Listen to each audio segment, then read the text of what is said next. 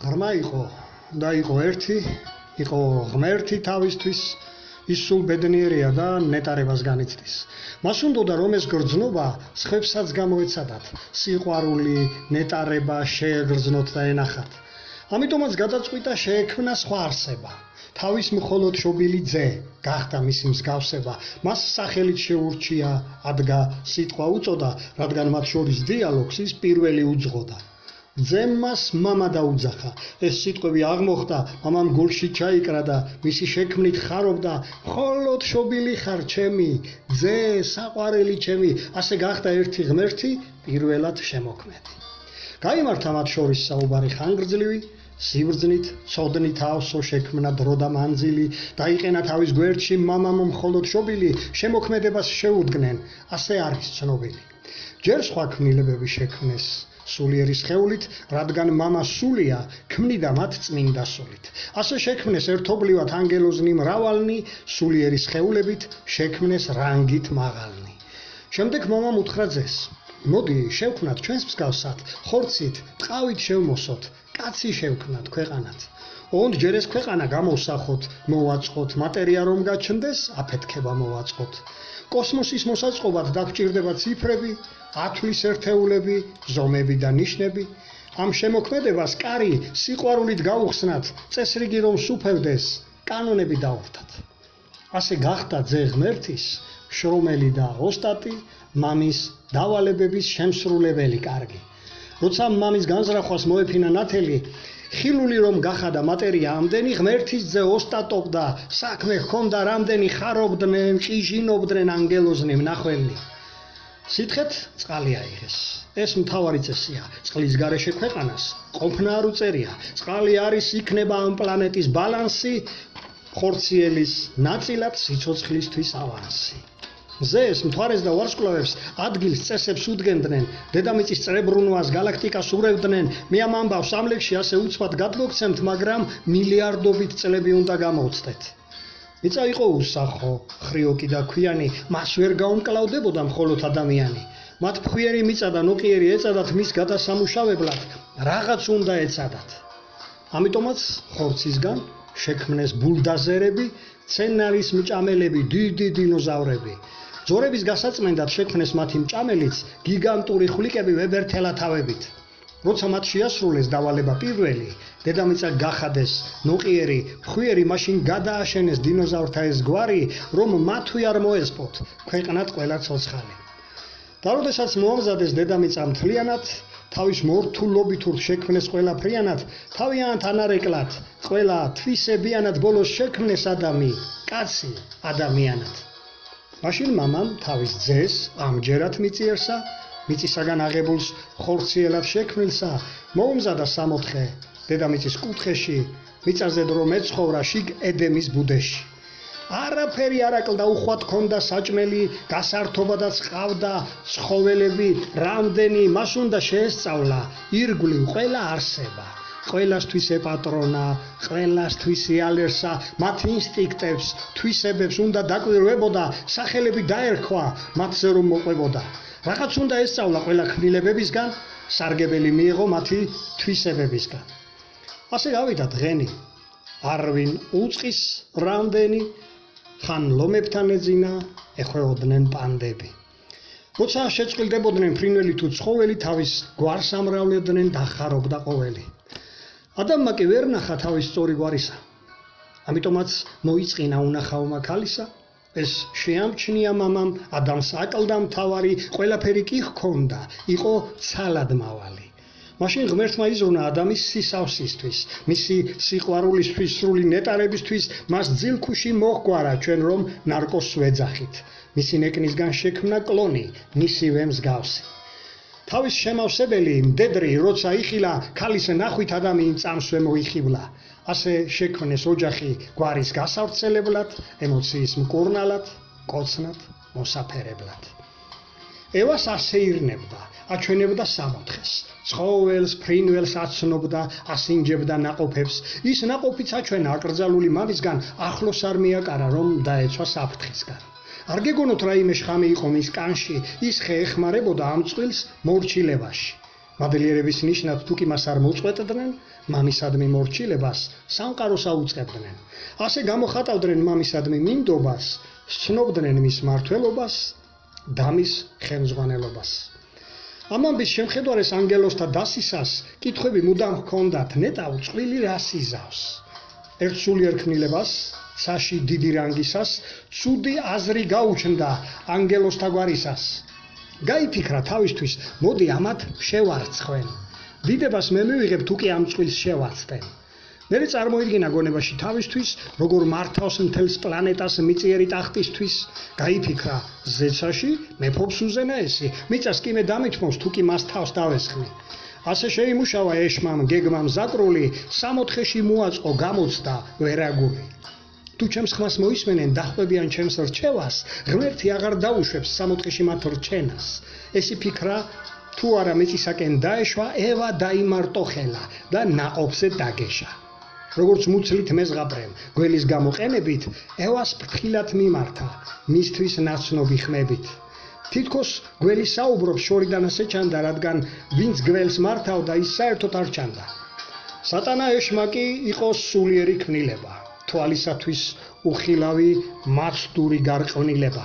ამას აკვირდებოდნენ ციდან ანგელოზებიც, ევას გადაბირებაში ჩაითრია ქვემძრომიც. მამას ცილი დასწამა, რადგან გახდა ვერაგი, ამიტომაც დაარქვეს ამ ქმნილებას ეშმა კი. მამას დაუპირისპირდა, სადა სიტყვის გატანა, ამიტომაც უწოდეს მას ასევე სატანა. მაშინ ევას მიმართა ეჭვიანი კითხვებით. პირველმა ჭორიკანამ ვითომცდა მორიდებით.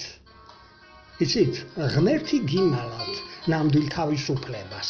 უსამართლოდ აქვს ზღუდავთ, გართმევთ ამის უფლებას. თუ კი არ დაუჯერებთ, მის ბრძანებას გადახვალთ, უკვდავები გახდებით, თქვენი თვალით ანახავთ. თქვენ თვითონვე დაადგენთ, რა არის თქვენთვის კარგი, რა არის მისაღები და რა ზედმეტი ბარგი. რაღად გინდათ ამისთვის თქვენი მამის კარნახი? თქვენ ხომ უკვე დიდები ხართ, ყველაფერი გაქვთ ნანახი.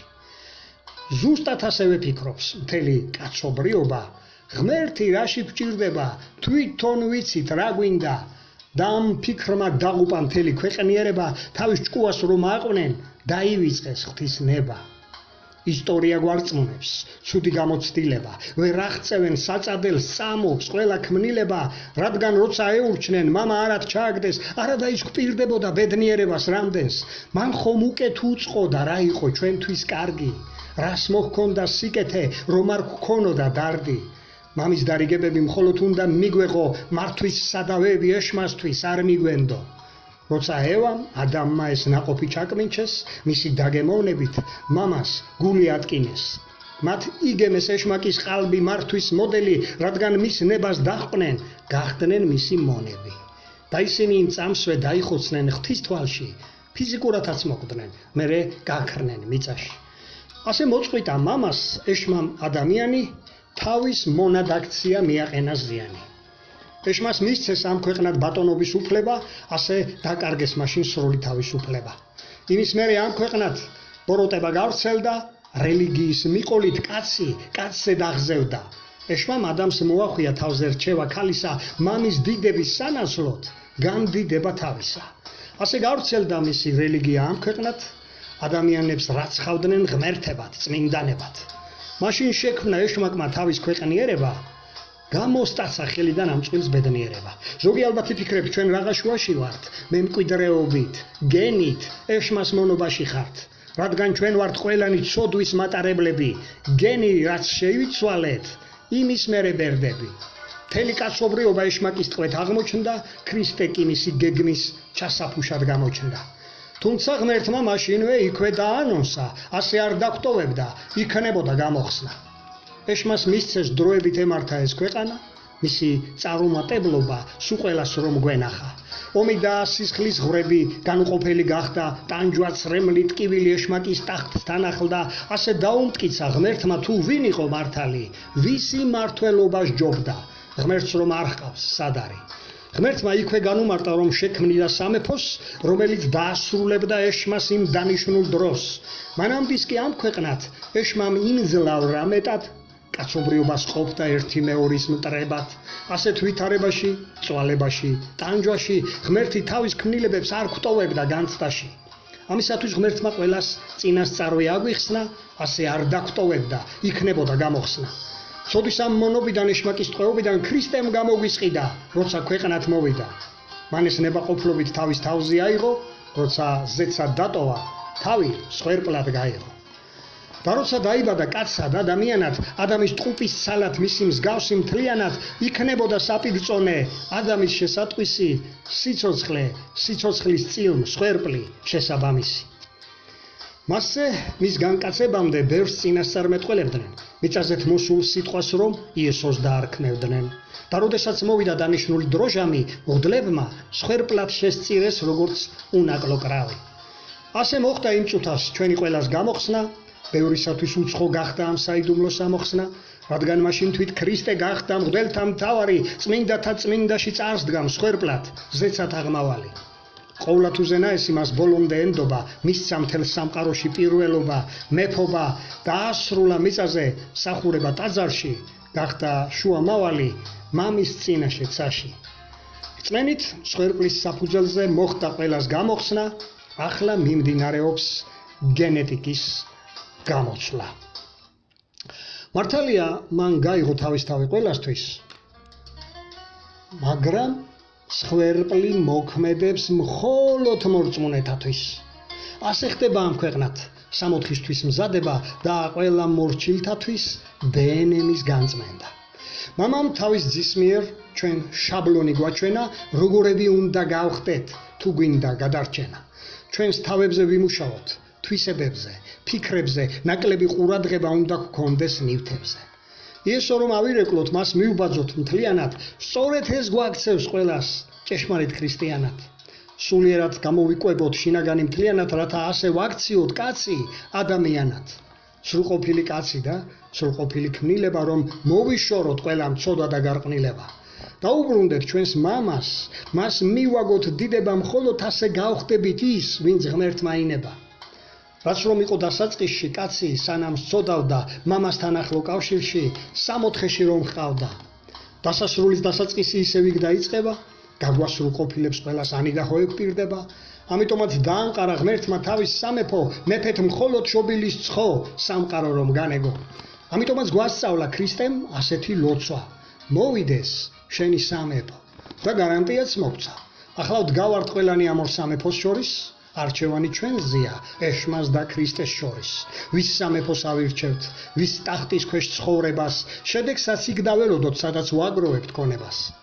ეშმაკი ყოველთვის ყოფდა ერებს, რელიგიებად, ყოფდა ადამიანებს ღარიბებად, მდიდრებად, ფეოდალებს, ოლიგარქებს იყენებდა ლიდერად, რადგან მათით ბატონობდა ეშმა მოურიდებლად. უფალი კი ერთად შეკრავს თელს პლანეტას ერთობით, შეკრავს მადლით, სიყვარულით, თავის სრული მეფობით, ვისაც გვინდა ღვთის სამეფო, მისთვის უნდა ვირვაწოთ, ვიქადაგოთ მის შესახებ, ჩვენს წინამძღოლს მივბაძოთ. იესომ ხო გვასწავლა, მამას როგორ მივმართოთ და თაყვანი როგორ ვცეთ, დიდება რომ მივაგოთ. მამისადმი მორჩილებაც ჩვენ იესომ გვასწავლა, ასე უნდა აღვადგინოთ, რაც ადამმა დაკარგა. მამასთან ყოველდღიურად მეც მაქვს ურთიერთობა. ქრისტეს შუამავლობით მას დიდება, მადლობა, ეს ყველას შეგიძლიათ. არავის დაგზარდებით, მხოლოდ შემატყობინეთ, ნახეთ, დაგეხმარებით. ალბათ ზოგი იკითხავს, შენ ვინ ახარ ნეტავი, ვითომ რატომ უნდა გენდოთ ან გისმინოთ ნეტავი, ამ კითხვაზეც გიპასუხებთ. არ ვარ გაუბედავი. ღვთის სამეფო რომ ვახსენე, მე ვარ მისი დესპანი. ყველა საჭირო დეტალზე მზად ვარ პასუხებისთვის. თქვენ კი მხოლოდ მიმიწვიეთ ოჯახებში ამისთვის, მე ვარ სამეფოს დესპანი, ღვთის განზრახვებს გაუწყებთ. ყველა დეტალს აქ ვერ დავწერ, რადგან მას ვერ გაუძლებთ. ქრისტე ჩემი მეფეა, მე კი მისი დესპანი. და თუ მამას შეიცნობთ, გაგეხსნებათ ეს კარი.